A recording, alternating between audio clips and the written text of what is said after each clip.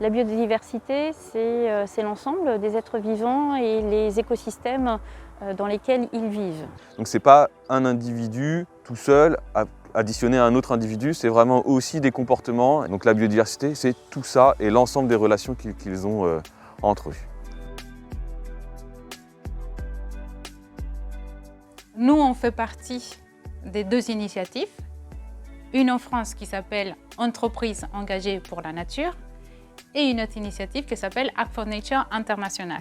Pour répondre à ces deux initiatives-là, nous, on a créé notre politique groupe qui s'appelle ADN, donc Action durable pour la nature, qui répond à les deux initiatives que nous avons souscrites. La prise en compte de la biodiversité chez Séché Environnement, elle a commencé bien avant que la prise en compte de la biodiversité soit réglementaire. Pour l'environnement, on a 3 objectifs qui sont éviter, réduire, compenser. C'est-à-dire qu'on va essayer d'éviter. Si on ne peut pas éviter, on va réduire et si on ne peut pas, on va compenser. Donc nous, on l'applique pour la biodiversité. C'est-à-dire qu'on va, par exemple, éviter d'impacter les zones à enjeu, donc les zones avec des boisements, avec des cours d'eau, par exemple. Ensuite, on va essayer de réduire notre impact si jamais on ne peut pas l'éviter en limitant les nuisances, en empêchant la faune d'aller dans les zones, par exemple, de travaux. Et on va compenser dans le cas où on ne peut pas réduire. Par exemple, si on est obligé d'impacter une mare, de la détruire, on va en créer ailleurs et juger ensuite, essayer de voir donc, si elle a bien été compensée, si les espèces se sont bien réimplantées dans cette mare. Et il y a aussi connaître quels sont les enjeux ou donc connaître quelles sont les espèces qui sont présentes sur nos sites qui après vont nous permettre d'orienter les actions. Parce que forcément, on ne va pas préserver le chevreuil ou le lièvre de la même manière que l'on va préserver les amphibiens de nos mares ou que l'on va pouvoir travailler pour la préservation de l'alouette des champs. Cette sensibilisation passe par des randonnées qui peuvent être proposées à des salariés du groupe comme à du grand public. Des ateliers sur le domaine de la biodiversité.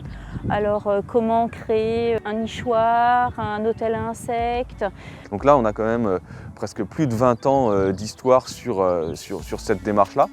Et on voit que, par exemple, sur le site de Changé, avec l'ensemble des inventaires faune-flore que l'on peut faire, l'historique de toutes ces données, on voit qu'on a réussi à préserver la diversité du bocage mayennais. Il faut savoir qu'il y a 17 sites qui sont engagés, dont 2 à l'international, un au Pérou et l'autre en Espagne.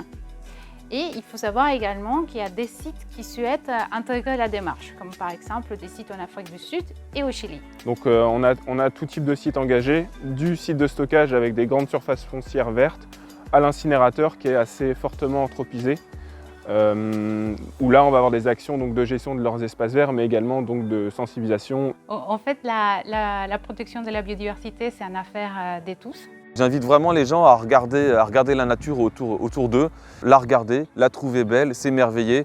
Et je pense que là, naturellement, les gens ils vont comprendre pourquoi c'est important de préserver la biodiversité, parce que c'est simplement l'endroit où on vit. Et on a tous envie de vivre dans quelque chose de beau, en bonne santé et qui nous émerveille et nous surprend tous les jours.